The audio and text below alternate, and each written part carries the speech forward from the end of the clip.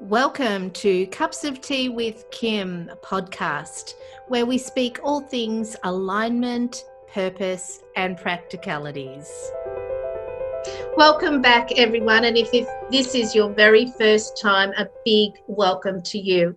So today's topic is being fully self-expressed, and I'm so excited about this topic, and I'm excited that I have a beautiful guest joining us today, Alison Wheeler. She is a colleague, a dear friend, and just an incredibly inspiring woman. She is successful in many areas of her life. She has been very successful in our online business world, breaking records there and creating some extraordinary results. Not only that, she is a beautiful leader and really shares what she's come to know. She's very generous with her time and what she shares with others. She's also a multiple awarded bodybuilder, which is so super impressive. It's been amazing to watch you transform your body the way that you do. Your dedication is outstanding. And also one that's so close to my heart, you are the most divine, gorgeous mama. You are very present with your beautiful daughter, and she is a priority in your life, and I know that. So thank you so much, Alison, for joining us today. And I know you're a super busy woman, so I really value your time. So welcome to Cups of Tea podcast. Thank you for your being here. Thank you. Thank you so much for having me. I'm looking forward to the conversation as well. It's a topic that I'm pretty passionate about. Yeah, absolutely. And I know that from, watching and witnessing and being in the community with you, that I know that this is something that you've been working with for a very long time. And I can remember many, many years ago hearing you verbalize that, there was a point in time that you thought that you were broken and you needed fixing. And I can remember the impact that that had on me, because I too felt like that. I thought my adversity somehow broke me or damaged me. And I had been spending years and years trying to fix me, when in fact, the truth of it is that what I actually could have been doing is just uncovering me, taking off all those blankets that have dimmed my light and allowing myself to be fully expressed. Now, I've got a long way to go, but I'm further down the track than I've ever been. But I'm really interested to know the journey for you. You know, what was it that had you make that decision to really start to show more of yourself to the world? Yeah, sure. Look, I remember having those thoughts. I did. I approached, I guess, personal development and growth from that angle, thinking, well, I've got to fix me. Like, things aren't really working for me, so therefore that equals I'm broken, right? I need to be fixed. Like, we go into, just like anything out in the world, if something's broken, you fix it. So I guess we approach ourselves with that same theory or that same approach, but we're spiritual beings, so we're not it's not like a cut on your hand. You can't just sew it up and fix it, right? So that materialistic approach, it just didn't work. And for years I would flog myself trying to fix myself, and often, and it led me down some very scary, very bad paths. Like, I ended up with a serious eating disorder, which, my parents were very concerned that I wasn't going to survive through. I over exercised, I overworked, I over everything, and just trying to find something to control this internal not dissatisfaction, but there was something between my inner world and my outer world that weren't in alignment. And I thought it was because it was this brokenness, but realizing over time, obviously, it had nothing to do with being broken. It was just that I had agreed with so many external things that my fire, my light was so small that it couldn't come out. No one could see that. And I remember, being in the business world and being in the working world, and people would say things to me and I'd sit there and I'd scratch my head and I'm like, but that's not who I really am. Why are you, what is that? And it would be quite hurtful to me because I felt misunderstood, I guess is the word, right? People would say, you're so harsh, you're so full on. Why don't you, I mean, even my parents would say this to me. Why do you need to be so headstrong? Why are you so driven? Why do you need to go and prove la la la? And it's like, but I'm not actually trying to prove anything. I'm just trying to express here. And this is my methodology. This is how I choose to express. There's no right or wrong. Some people cook, some people art. I sport, I sport and work. It's just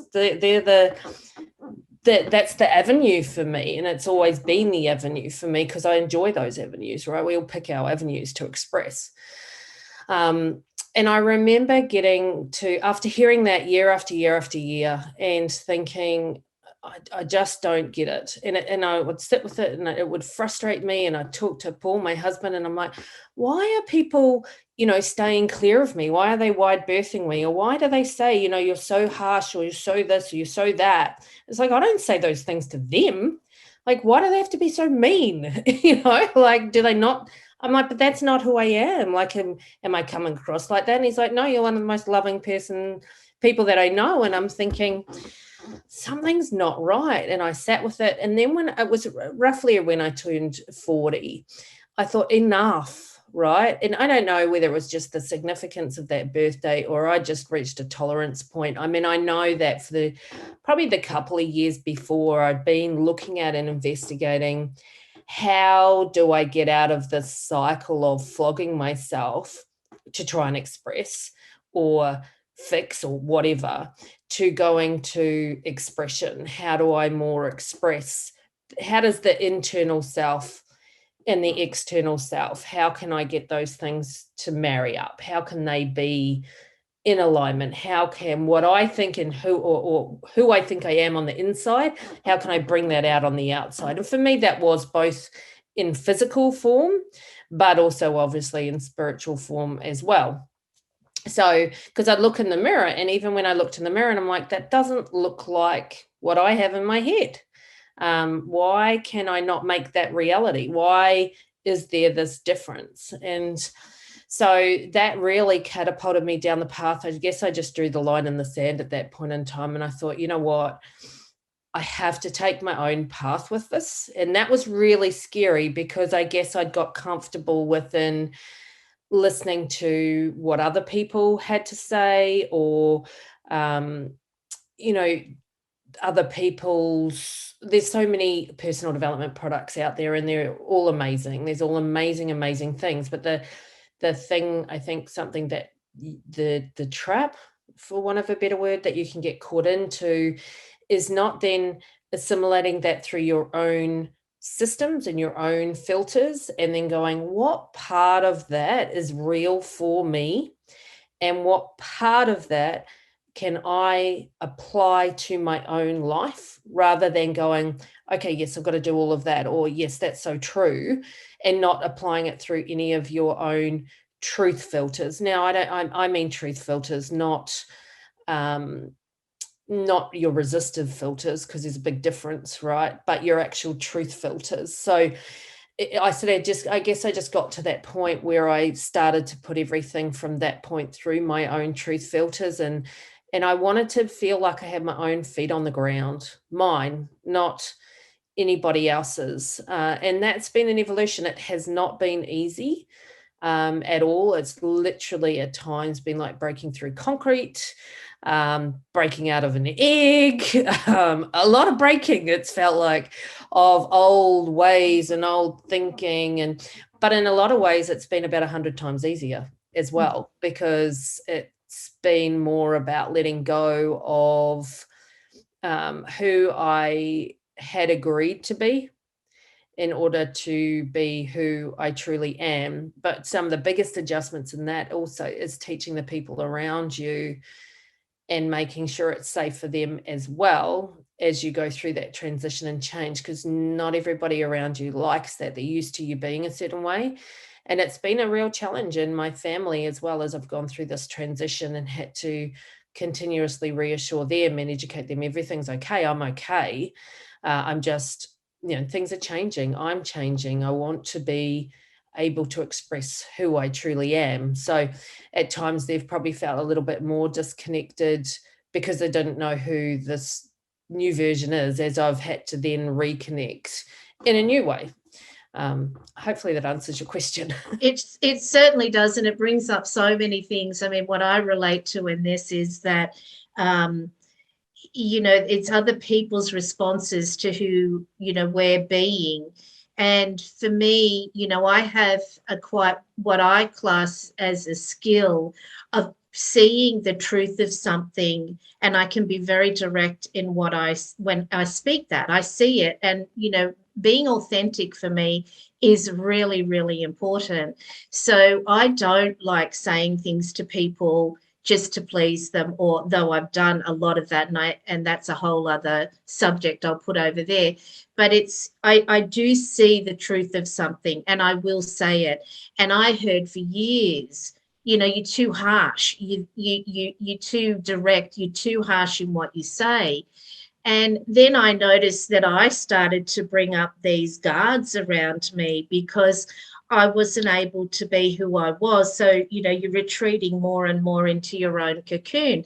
And then, of course, it then is a matter of then starting to peel away that armor. And, I've been so blessed, like you, to be in a community of people that are really wanting to see the light of each of us. And so therefore you've got a safe place that not perfect, but a safe place that you can start to really drop some of those guards and really begin to express yourself more fully. So, I totally understand that getting that inner and that outer to be cohesive, to actually match.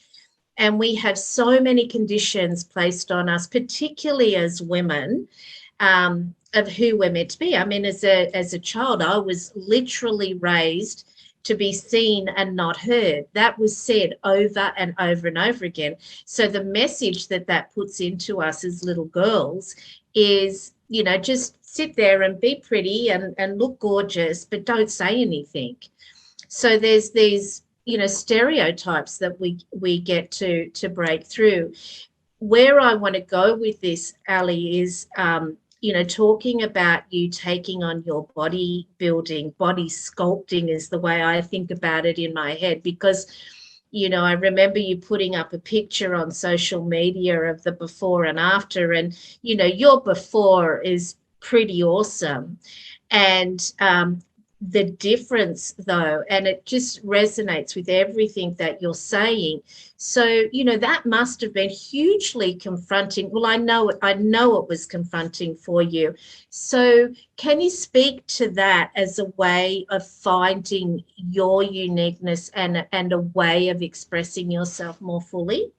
Yeah, for sure. So, I mean, I was very fit anyway, right? Like I would train. So I was doing CrossFit, weightlifting, it wasn't like I was out of shape or fit prior to kind of embarking, I guess, on this journey of self-expression via reshaping my body was one of the ways I chose to do that. So, because again, I felt like doing all this training, I'm eating, I eat well, there's just not marrying up enough. I want it to be again the internal expression. I want it to meet the external expression. I want those things to marry. So that meant I had to take a step back and go, okay, I am not the way I'm doing this isn't working. So that was the first recognition, right? The way I'm doing this isn't working. And that was quite challenging in its own right, because I actually enjoyed it. Like I enjoyed the training. Well, I thought I did, right? Because it was what I knew. At least I thought I enjoyed the training. And I would train 6-7 days a week, sometimes twice a day. So there's definitely plenty of, wasn't like I was under exercising. So I started to look for people who could help me, because I know that often, at the end of the day, we used the best knowledge we have, and it wasn't cutting it for me. I know that when what do we say, it takes a tribe to raise a child. I think it takes a tribe to just about do anything successfully these days. Like particularly if you want an extraordinary result, or you really want to change something, you got to find additional knowledge. I didn't have all the knowledge, otherwise I would have been doing it, or I had the knowledge, I couldn't apply it, or I just didn't have the right supports, and I didn't know which one of those it was. So I started to look for, open myself up to the potentiality. There were a couple of health things that were going on. My period started to go all over the shop. A few injuries, serious injuries. I tore a shoulder. So, some serious injuries started to kick in, and I'm like, it's not supposed to be like this. Hold on a second. And I'm like, okay. So I went and saw a nutritional medicine based doctor. And she said, look, things are a bit all over the shop. You've got not much left in your, you've used everything. What are you going to do? And I'm like, I don't know. I need to find a way to support my body better. So then, kept looking, kept being open. And then I had a coach come into my world. So I started to, I had a conversation with her, and she is similar personality, similar way of being. She doesn't mind dropping a truth bomb here or there, which I prefer because that's how I am. I'd rather just tell me, at the end of the day, let's cut to the chase and save ourselves a lot of time. Just tell me. So I appreciate that. And she said to me, look, you're like a banana without any meat on the inside. You're malnourished. And that was, and what that said to me, I wasn't just malnourished nutritionally, I was malnourished spiritually, right? So that wasn't just, she meant it physically, right? But I knew what that really meant for me. And that was a moment in time where you just go, all right, what am I going to do from here? And so then I decided at that point that, all right, so let's change things. So I scaled back. I totally changed directions in my training. That I need to do things based on that word of malnourishment. It was such a strong word to use that I thought, okay, how am I going to nourish myself moving forward on every level? So from that point onwards, and I'm not a perfect Kym by any stretch. There are so many moments I fall off this still all the time, but it's my predominant basis for choice, I guess, is even if I'm falling off the path, that's not when I'm making the decisions, right? I wait it out until I can get myself back on the path and then make the correct decision for myself. But I base things off, is this nurturing me? Is this nutritious for me? Physically, spiritually, emotionally, all of those things. And that's how I started to change the path. So then I changed my training from flogging the living daylights out of myself, and I would just go to the gym and do, what I would say is normal people's weights. And I was bored out of my tree. I'm one of those people that stand in front of the mirror and pose around and because I had all this perception of what that was. And I'm like, how's this going to help me? I'm like, I feel like I'm not doing anything. And then obviously I have, but what that allowed my body to do was to nourish itself, was to recover, was to grow. It wasn't in combat 24/7. Like, I think I was approaching my entire life, including my training, like a combat session. So when I stopped combating and fighting and treating everything like that, including the way I trained, my body had a chance to change. So then through that, obviously, a massive amount of inflammation goes because you're not fighting, right? I didn't have anything to fight. And then could address the other issues. Obviously, you know, I have an amazing health practitioners that I utilize. Look, you know, it's a team effort. This has not just been, but I have gone out and looked for those specific individuals that can support my journey for what I believe I need, not from what someone else has told me that I need, because then you won't align yourself with the right people, right? So I found internally for me, okay, what do I feel like I need? And then what's the next step from there? Beautiful. Wow. You've just touched on so many things there that, you know, I love that you say that it takes a team. And, you know, this is so important that people realize that, you know, the team of people that are supporting your well-being is so important that you handpick these people. They need to resonate with you. And, you know, I've had enough experiences of disconnected, disrespectful doctors or health practitioners that aren't listening or seeing me and my individual situation. So they need to be fired, and you then employ somebody, because this is your intimate space and you don't let anybody in here or touching this that isn't going to be respecting you for the divine spiritual being that you are. So that is such a valid point that you've made there. And it is important that you find those people to support your wellness journey. And I just love what you said there when you stopped fighting that your body could change. And you know, being fully self-expressed, we're speaking a lot about the body right here, but it feels like this is really relevant. I just watched the Netflix Embrace documentary, which I highly recommend to everybody. And, you know, I made a decision watching that. I had watched it previously, but I've watched it recently. And then I decided to stop fighting with my body, because for me, I'm sort of the other end of the scale to you. I came into, you know, a more rounded body. My vehicle is more rounded. And, you know, very early on, I was called names, and, you know, I had Porky Pig as a child, and boys teasing me for being more rounded. And I went from thinking I was this gorgeous, you know, cute little thing, to that being wrong, that this body that I'm in is wrong because of what was being reflected to me. And I made myself sick at 15 on Ford pills, you know, things to try to increase your metabolism and, you know, all of those things. And really, you know, and I've got clay ceramic busts of different sizes of my body. When I was a gym junkie at one phase before I had my third baby, and you know, I had a six-pack, so I know that I can force my body, or I could then.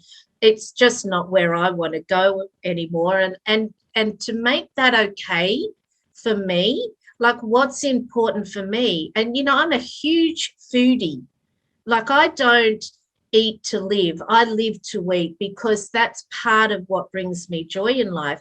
So, you know, there's a part of that that's going to be real for me. So to fight with that and make myself wrong in any way, I think is a really significant piece to the puzzle here. And what you've just said, you stopped fighting with your body, and then your body could change.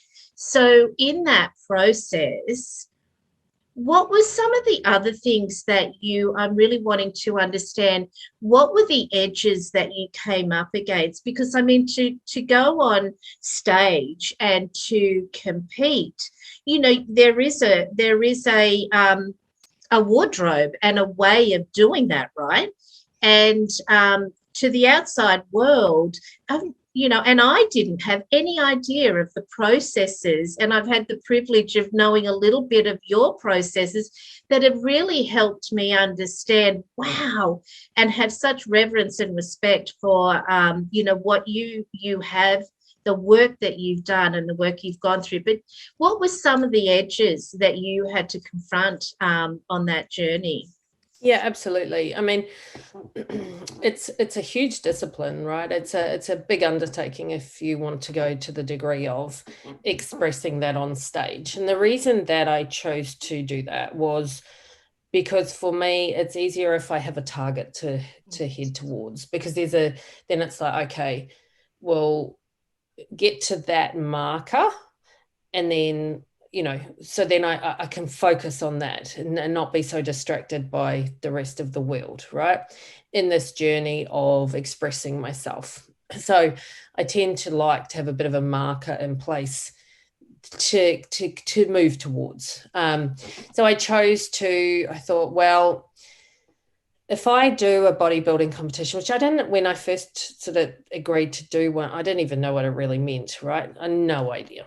However, I decided to do one anyway because I thought, I mean, I've seen pictures. I'm not like, I wasn't completely novice to what it looked like. But I thought, wow, talk about express. Like there's no hiding in any way, shape, or form when you get on a stage and the teeny weeny little bits of material you're covered in. And I thought, wow, if I can get to the point where I feel comfortable standing on stage like that, then that would be like an absolute, like going to the Olympics and winning gold for me, right? Like that kind of equivalent, or even further, really, because it's just beyond the got nothing to do with the gold medal. Like it just, that was kind of something that I knew that if I could do that and stand there comfortably in my own skin, I knew that I had been able to make that inner and outer marry up, right? Which I spoke about earlier. So, but embarking on the journey, I realized there's a lot of inner outer disparity, wozes. You have to learn to pose. You have to learn to do a routine. I don't know I didn't know how to do any of that. I don't know. Like it's so far outside my comfort zone. If you ask me to pick up a weight, no problems, and move it 50 times as fast as you can, yeah, okay, I can do that. But ask me to pose around in a teeny weeny bikini, barely covering anything, and actually, smile while you're doing it and look very graceful and feminine and all that sort of thing. I'm like, oh, hold on a second. So I had to learn this whole new world and get very comfortable in that world.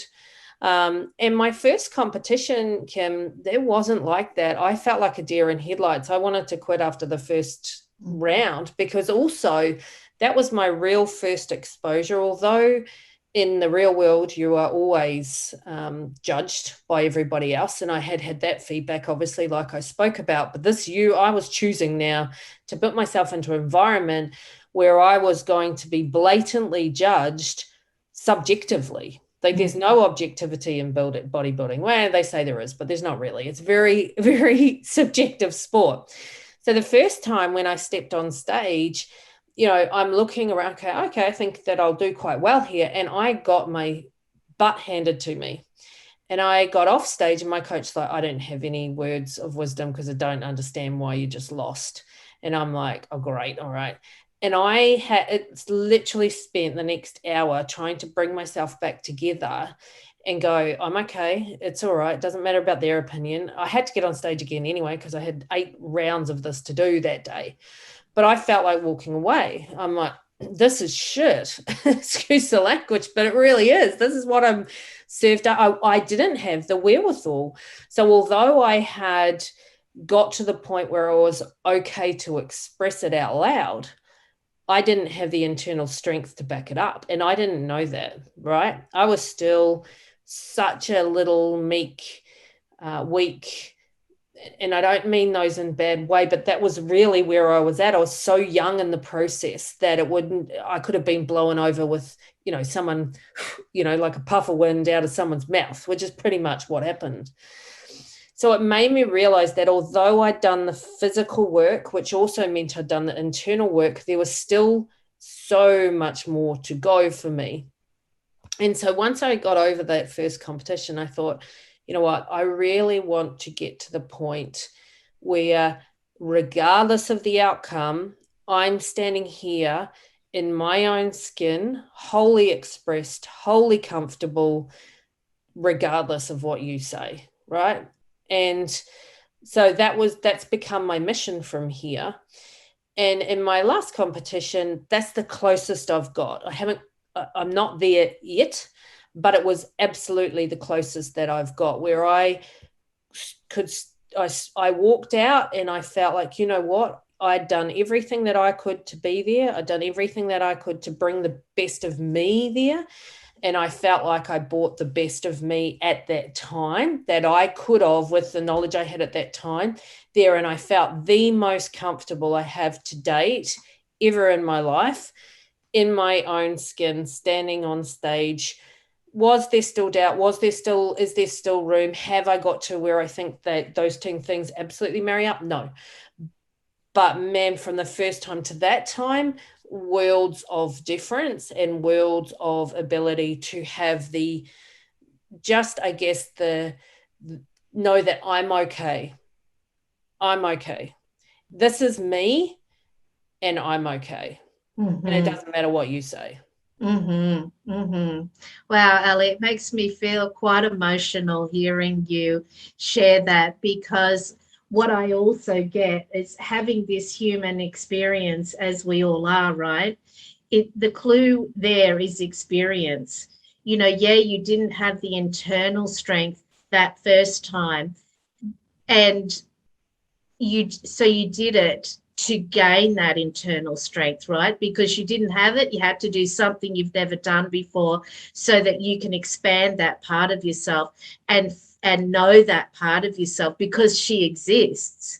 It's just that you hadn't had the experience of it in this human form, so you didn't know it yet, so it hadn't expanded to the place that you could recognize it.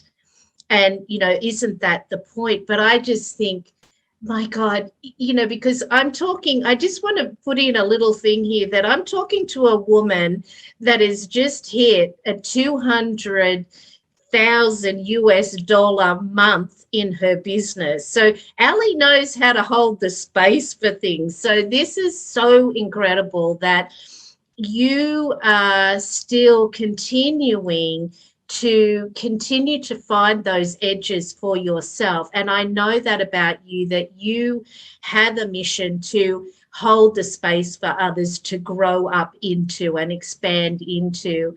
And that is such a beautiful mission. And what I find really interesting is that you've really gotten in touch with your feminine power, because you're really great at the masculine, right? The single pointed focus, the do.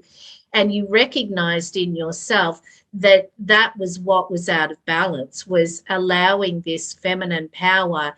And when you see the photo that was put up of this incredibly fit body to then the body sculpted body, it is so beautiful. There's so many curves. It's just got so much definition, and your body is so beautiful.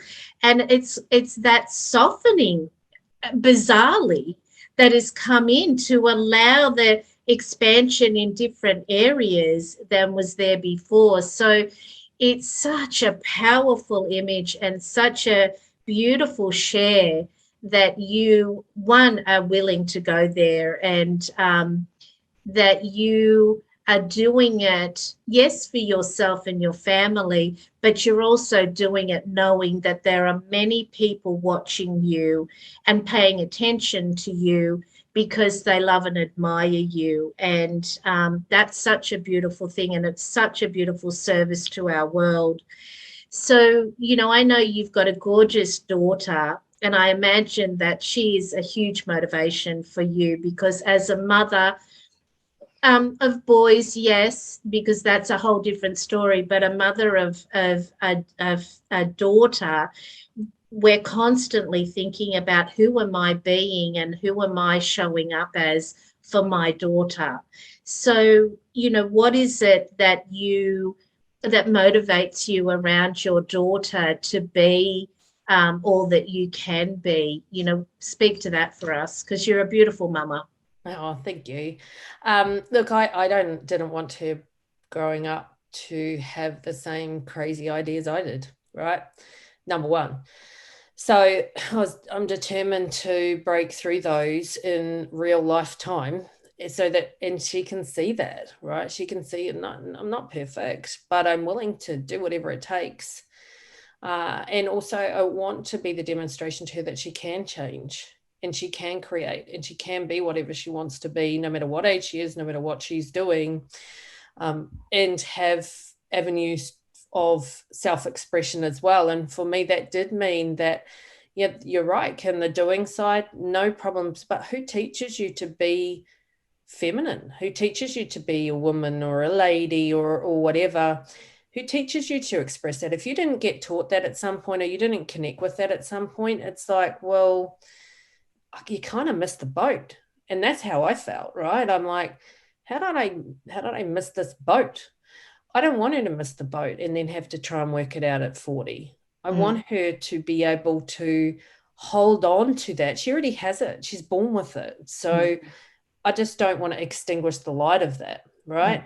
So that means that I have to get more comfortable in that part of myself, because inadvertently, even without trying, I would extinguish that. And I don't want to be the person responsible for extinguishing that. So that means I have to work harder on myself to bring that out so that I never risk the chance of extinguishing that part of her. Does that mean that I will or I won't? I don't know.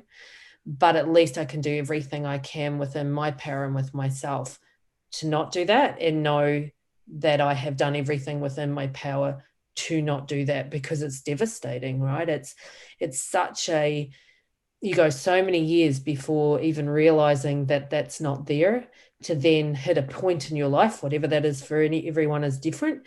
And some people might not realize it this lifetime, and that's okay too. But when you do, and then you've got to go back and try and, restore, it's a major challenge. It's a major challenge. So anything I can do for her to not put that light out, I will absolutely do.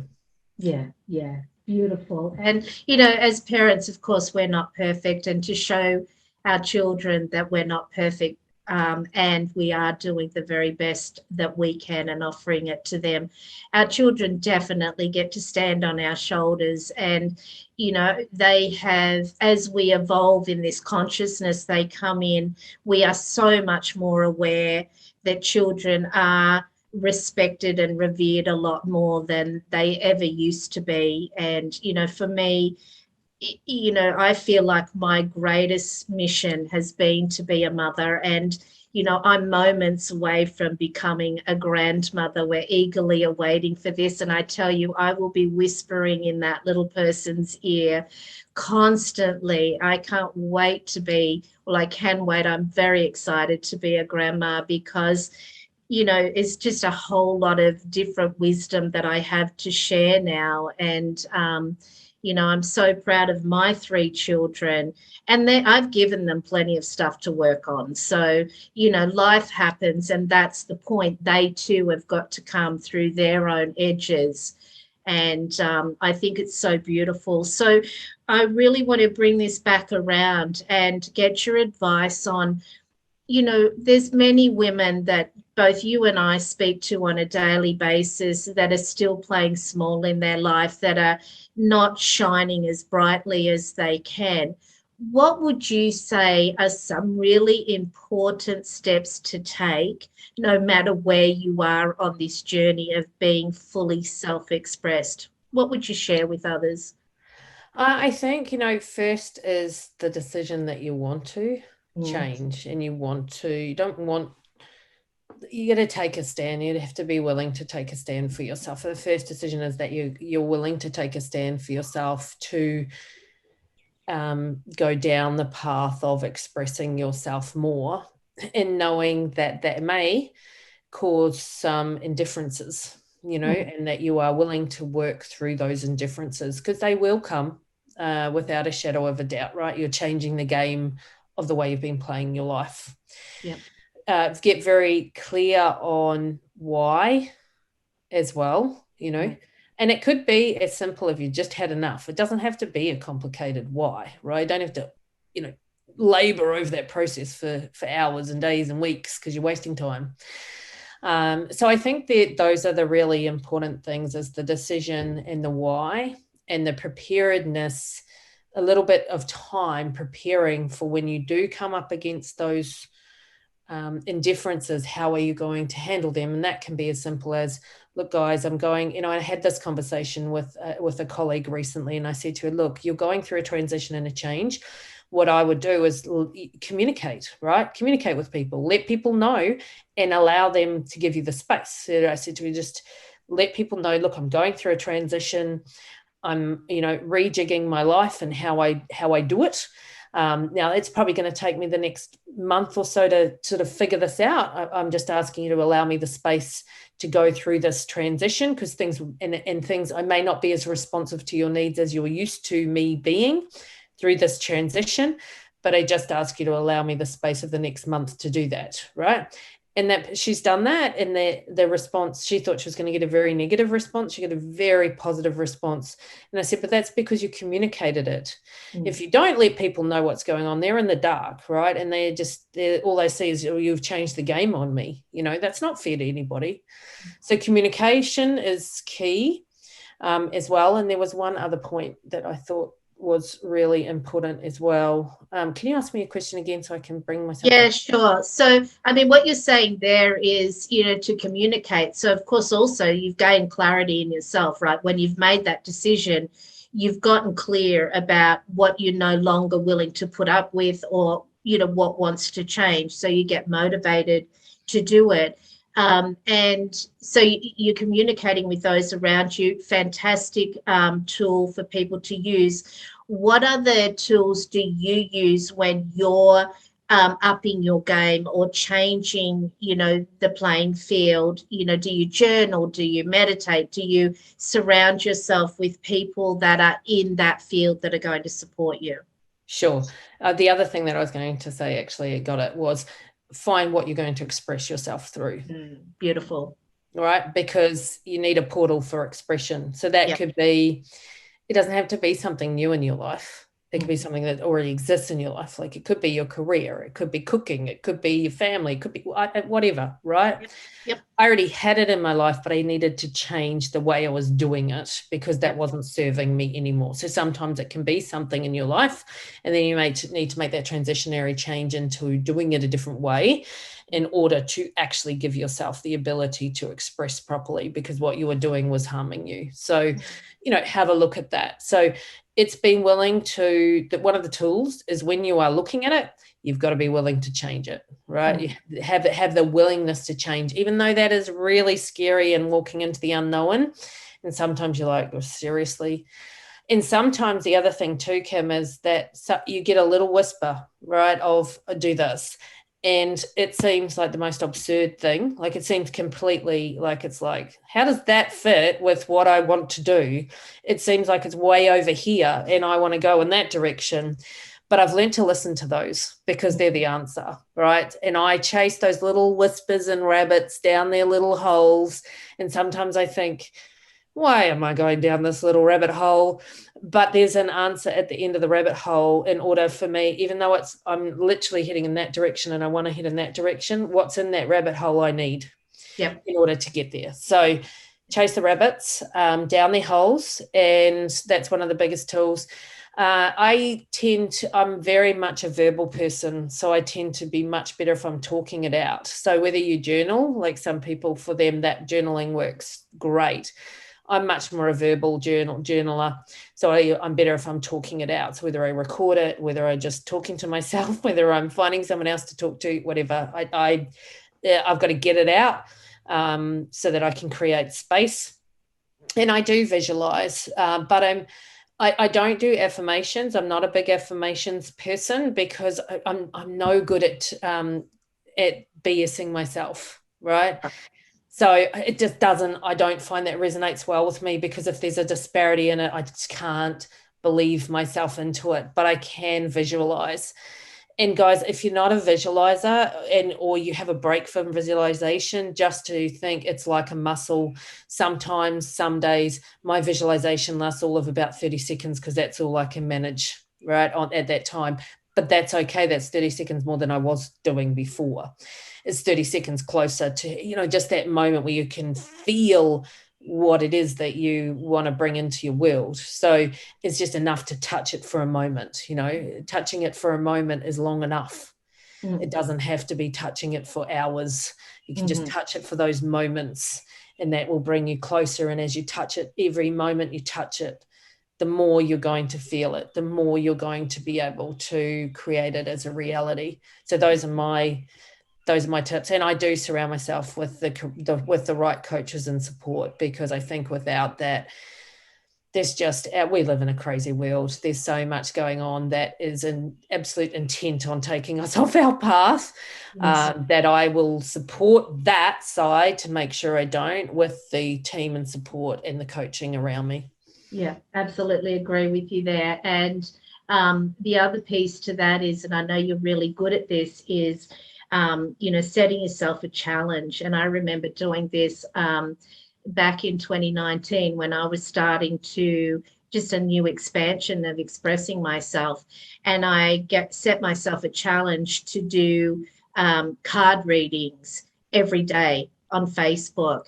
And I did that. And it's the consistency, because you start out and you're all enthusiastic, and then the self-doubt starts to kick in. And that's the place where it would be easy to stop. But it's when you don't stop and that you continue on that path that you learn more about yourself. And then you start to integrate that and understand that, oh, this is a gift of mine, and that this is something I can add to the world, and regardless of what other people think. So, to pick something like Alison says that you're going to do and stay with it. Set yourself that challenge, whether it be 28 days or, 90 days. Set the challenge and just focus on that, and just observe what comes up for you, because that's where the juice is, and that's where the ability is to change. So, so wonderful. I'm going to put in the show notes where people can follow you on Instagram, because you are an inspiring woman, and you're showing us all how to be more fully self-expressed. I mean, you inspire me to do that, and I am a more confident leader, and coming out more and more and sharing much more of myself because of you. And I really value that in you. You're a beautiful woman, and I'm so grateful for your time today. So is there anything that you want to add just to finish off this call today? Look, Kym, I appreciate you, and right back at you. You're a beautiful woman, a beautiful friend, and I've been watching your journey, which is just incredible to watch. The more of yourself that you're bringing out and sharing your gifts with the world, which I think is an absolutely beautiful thing. People deserve that from you. But, guys, you deserve to be self-expressed. It's something that I am very passionate about, and I think everyone deserves. What is a bigger gift that you can give to yourself in the world than sharing who you authentically truly are? We all have something amazing to give to the world, and that's about self-expressing so that you can. So I appreciate you, and I thank everyone who's listened, and hopefully you've all got something out of our conversation today. But thank you so much, Kym, for holding the space and having me on. Oh, it's my pleasure, Ali, and thank you so much again. Thanks.